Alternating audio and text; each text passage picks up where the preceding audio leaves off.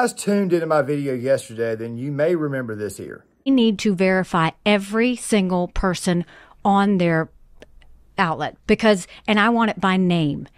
Because when what about Smug? Does he qualify? I've provided them with my government. If Smug is on your driver's license, then, and look, you can put Smug in parentheses, but I want everybody's name. That was not the meat of the video that I posted yesterday. But of course, there was a certain segment in that video that I wanted to discuss in much, much further detail in this video here. Hence the reason why it is that I have named this video, Why Nobody Likes Nikki Haley.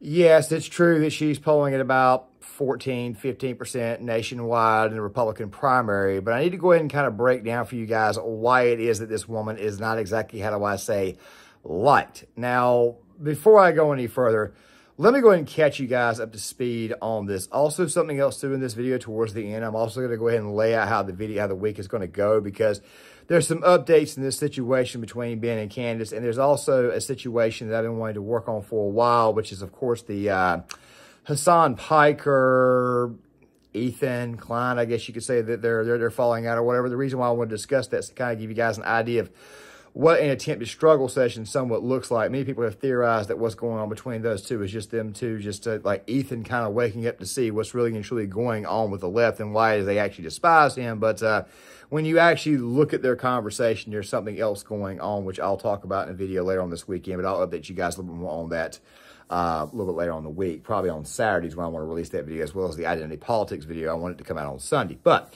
let's go ahead and dive into this. So Nikki Haley, she's been around for a while, former South Carolina governor. She got the job because the governor of South Carolina at that time, Mark Sanford, decided he wanted to have an affair, cheat on his wife, and then turn right back after that. He got lost. Nobody knew where he was for a while. And he was actually a subject of a documentary on Netflix, which I'm not going to get into here because I probably need to go back and rewatch it before I completely screw things up. But he was definitely a part of that documentary.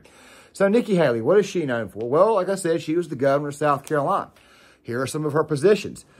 She's pro-life is what she claims, but at the same time, though, she also does not think that we need to be dabbling in the national abortion conversation, which I will have a video out sometime next year on what they should actually do next year going into the election, talking about conservatives, because it's obviously a killer, which we will get to here in a second, talking about the current events, because this obviously came up, especially with Nimrata Haley, which is her real name. Nimrata Haley, that's her real actual name, and she's a very, very neurotic woman, as I will show you in this video here. So, what else? Oh, yeah, she says that she's against gay marriage, but then when it came to the whole topic of the Shrenz' issues with the bathroom, she said she would not sign any legislation that would tell people to use the bathroom of their biological sex. And, of course, many people thought that as her, she was actually throwing her voters under the bus. There was also the Confederate statues and the Confederate flag issue down there, which, of course, she kind of backed away from, saying we're going to pull them down, which never goes good with conservative or moderate voters or anybody who may even be considering voting GOP, because obviously we want statues up because they are a part of our history. It doesn't matter what they are. I'm the type of guy, even if the statue is bad, as long as it's not like Baphomet or Satan or whatever, I really and truly don't care. Just leave it up. I mean, like, they've got a statue in Seattle right now of Vladimir Lenin. Bastion of communism that place is, but I'm not screaming and hollering for that statue to come down. Just to let you know this is exactly how I feel. I'm pretty well based on the statue issue, but we'll have a video on that in the near future. So recently, Haley has been going at it with Vivek Ramaswamy. Now, Vivek Ramaswamy, I've not fully made an actual honest-to-God judgment on as far as do I like him or do I not like him. I've done a few videos on Ron DeSantis in the past, but I felt that I needed to kind of give you guys a bit of my thoughts on Nikki Haley and what you might would expect out of her going forward. And let me just go ahead and say this right here. This feud right here that she has with Vivek Ramaswamy, it reminds me of another politician in our past. She reminds me a lot of Hillary Clinton, meaning that she's pretty much the Republican version of Hillary Clinton. I mean, check this clip right here out. He hits the female chair of the party. He hits the female anchor on the platform. And then he hits me. And I'm not saying anything. I ain't saying, I'm just saying. But he might have a girl problem. I'm just saying he might have a girl. Right here, of course, was the day after she got into it with Vivek. I'll show you guys some highlights of this right here. But if you've been watching the GOP debates, then you'll know that they've actually been going at one another pretty hard, especially when it comes to foreign policy. Here's some highlights for you from the last debate. A leader from a different generation is going to put this country first. Or do you want Dick Cheney in 3-inch heels? All right, Mr. In which case, we've got two of them on stage tonight. I'd first like to say they're 5-inch heels, and I don't wear them unless you can run in them. We've got two of you on stage. The second thing that I will say is I wear heels. They're not for a fashion statement. They're for ammunition. What we need to be doing to avoid making the mistakes from the neocon establishment of the past. Do you want a leader from a different generation who's going to put this country first? Or do you want Dick Cheney in 3-inch heels? All right, Mr. In which case, we've got two of them on stage tonight. They're 5-inch heels, and I don't wear them unless you can run in them. In the last debate, she made fun of me for actually joining TikTok while her own daughter was actually using the app for a long time. So you might want to take care of your family first. Leave my daughter out of your voice. Adult daughter. You're just easy. Comes from a more libertarian-leaning thinking. He has done a few books, Woke Incorporated. He's talked about the whole thing about social justice being a complete total scam. He's been pretty good on the issue of handling the wokes. And something else too that Ramaswamy will do, and you have to give him credit for this, is that he will in fact go on other platforms and have honest to God discussion debates with people. He had one recently with Chris Cuomo. Yeah, Fredo Cuomo, Andrew Cuomo's brother, the guy that, quite frankly, we used to make fun of all the time at CNN. He now works at News Nation. He'll go on MSNBC. He'll go on Fox News. He will go out there, and he will pretty much talk to anybody. But you caught that little tone right there with Nikki Haley. Like, you caught that tone of how Nikki Haley sounded, basically saying that you're not allowed to go after women. He's got a women problem. Look, guys, if you ever plan on running for office and somebody accuses you of having a woman problem, it might be a good idea. I understand this is just basic bare bones, attack line or strike back. It might be a good idea to say that if you are married, tell them that you are married, that you've got kids. So obviously, therefore, you do not have a woman problem, because if you had a woman problem, you probably would not be living with one or sleeping with one. I mean, very, very common sense type stuff. But this was the same type of stuff that Hillary Clinton used to try to use. Massive amounts of feminism. You can't attack me because I'm a woman. Well, why is it that she chose to go with this line of attack outside of the debate, or go outside the quarrels that she's had with him on the debate stage? Well, let me go ahead and remind you guys of something that happened in the third GOP debate. Let's go ahead and roll this. Should you be the nominee and not the former president? I think there's something deeper going on in the Republican Party here, and I am upset about what happened last night. We've become a party of losers at the end of the day. It was a cancer in the Republican establishment. Let's speak the truth. I mean, since Ronna McDaniel took over as chairwoman of the RNC in 2017, we have lost 2018, 2020, 2022, no red wave that never came. We got trounced last night in 2023. And I think that we have to have accountability in our party. For that matter, Ron, if you want to come on stage tonight, you want to look the GOP voters in the eye and tell them you resign, I will yield my time to you. And frankly, look, the people there cheering for losing in the Republican Party. Think about who's moderating this debate. This should be Tucker Carlson, Joe Rogan, and Elon Musk. We'd have 10 times the viewership, asking questions that GOP primary voters actually care about and bringing more people into our party. You think the Democrats, and we've got Christian Welker here, do you think the Democrats would actually hire Greg Gutfeld to host a Democratic debate? They wouldn't do it. And so the fact of the matter is, Christian, I'm going to use this time because this is actually about you in the media and the corrupt media establishment. Ask you, the Trump-Russia collusion hoax that you pushed on this network for years, was that real, or was that Hillary Clinton made up disinformation? Answer the question. Go. Ramaswamy decided to tear into Ronna McDaniel. He also decided to tear into Kristen Welker, who works for NBC. She was one of the main people who helped peddle the whole Russia collusion stuff. The media, of course, is not your friend. They're not to be trusted. I've done a video before talking about how it was that the media likes to manipulate people. Don't worry, there'll be more projects out in the future.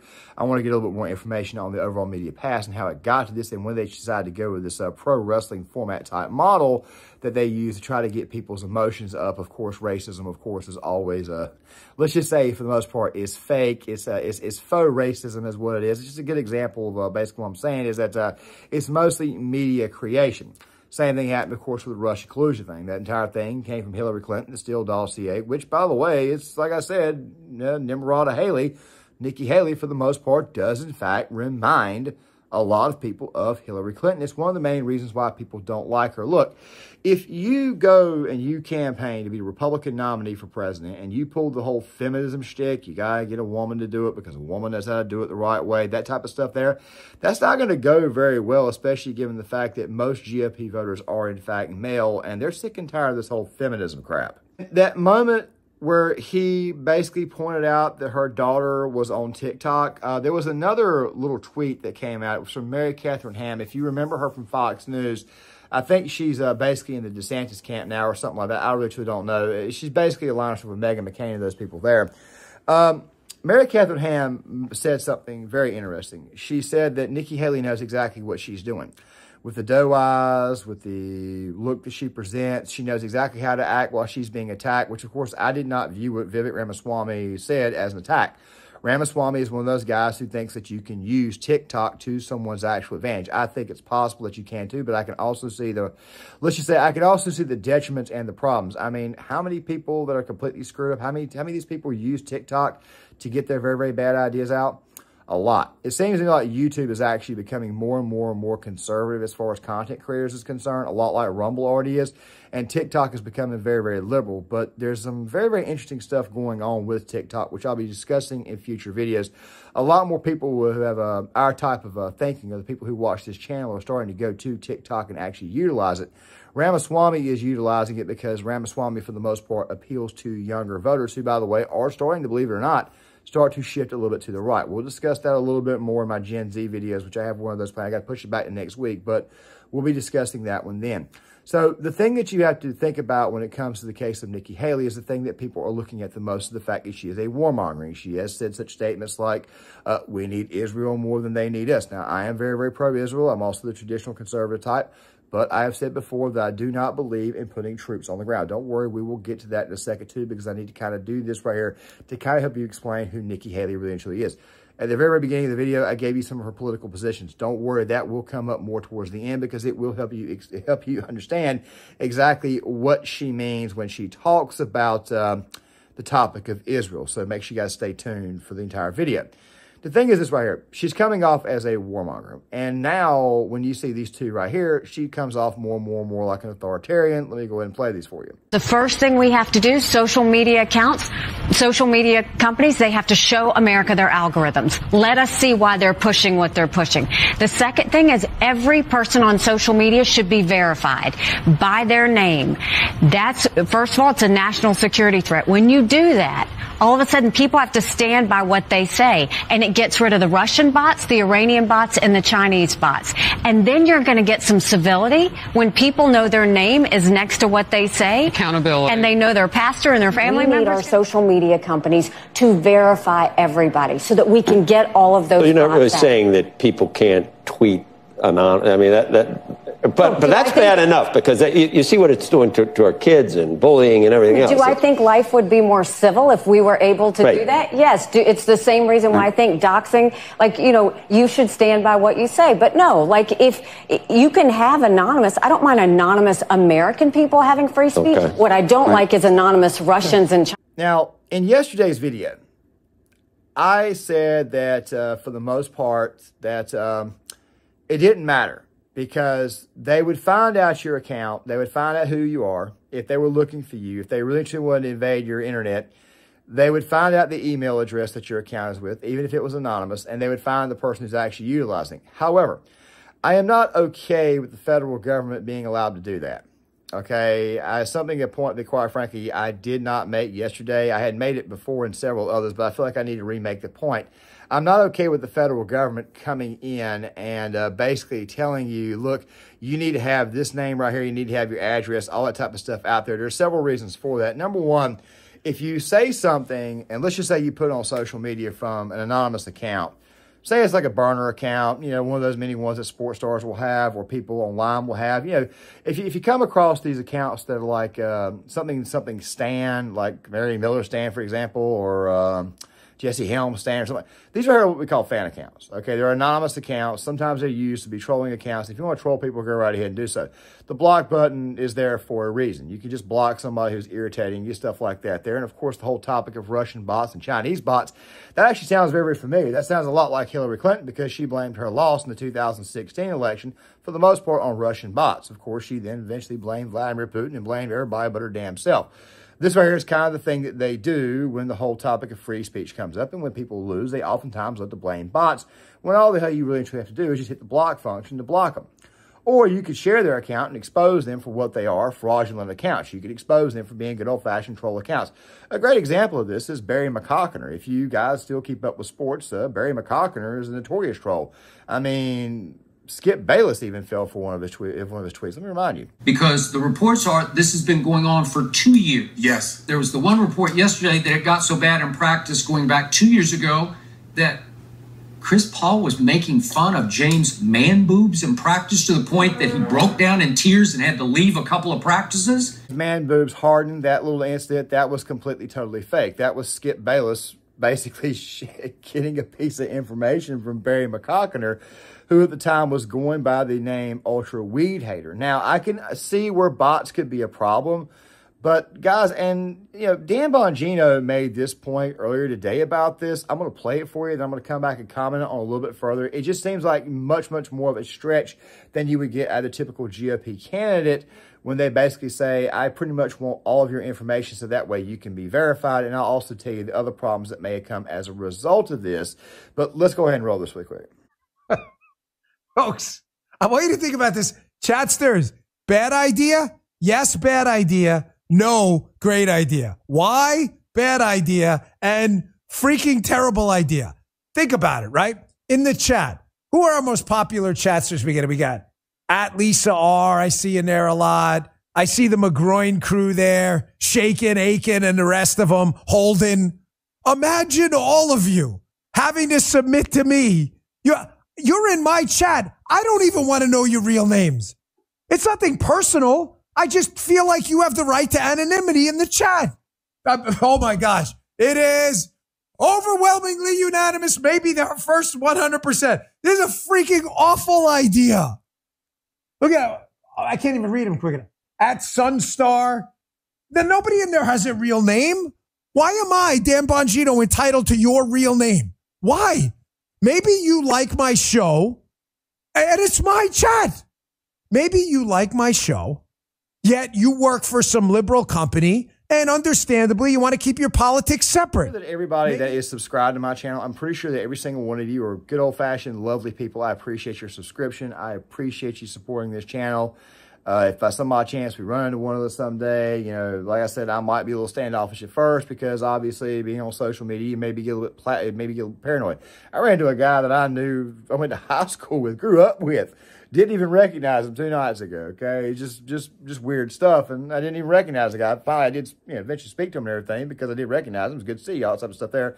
And if we don't see you before Christmas, Merry Christmas. But still, at the same time, I'm not okay with going this far. I mean, what's next? What's next? Social credit scores? I mean, it just seems to me like this right here is an extreme overreach of government power, which is something that, quite frankly, would come with Nikki Haley, which is where I'm going to be getting at with this next part. Now, guys, do you remember the positions I told you about involving Nimrata Haley?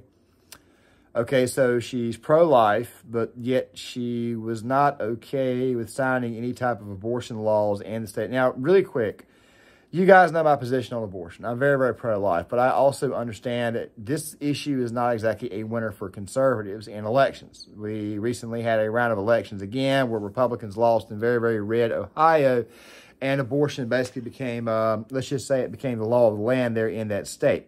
Many people were blaming Trump for David Cameron, for Daniel Cameron's loss in Kentucky, but he was going against a guy who had an approval rating of like 60-some-odd% in a state that had an 80% Republican legislator, so it's not like he really and truly lost there. And many people think that Tate Reeves, of course, Tate Reeves' election, he still won, but still at the same time, it's not like what happened in Louisiana a few weeks ago. The abortion issue is something that is a bit of a loser, and us pro-lifers are going to need to understand that just 2 things we need to look at. We need to look at, number one, messaging, and number two, we need to also at the same exact time look at, what can we need to re-strategize, basically what I'm trying to say. I personally think you need to strategize, get the power, then actually make the laws. Don't want to go too far into that right there, but I'm pretty sure you guys know what I mean. It comes to the topic of gay marriage, for example, she stayed relatively based on that.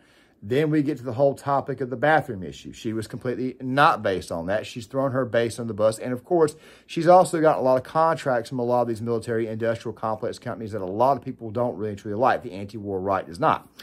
As I've said before, I actually like the military industrial complex. I love having the strongest military in the world, but I also like the fact that if the military industrial complex is ran the right way, it can be used for good. I know this because I served in the military, and I've seen exactly the type of good work that they can do. However, I think the current iteration of the military-industrial complex is, in fact, a problem. It needs definite reform, as well as every other single agency that we have working here in the United States, which then brings me to the next question.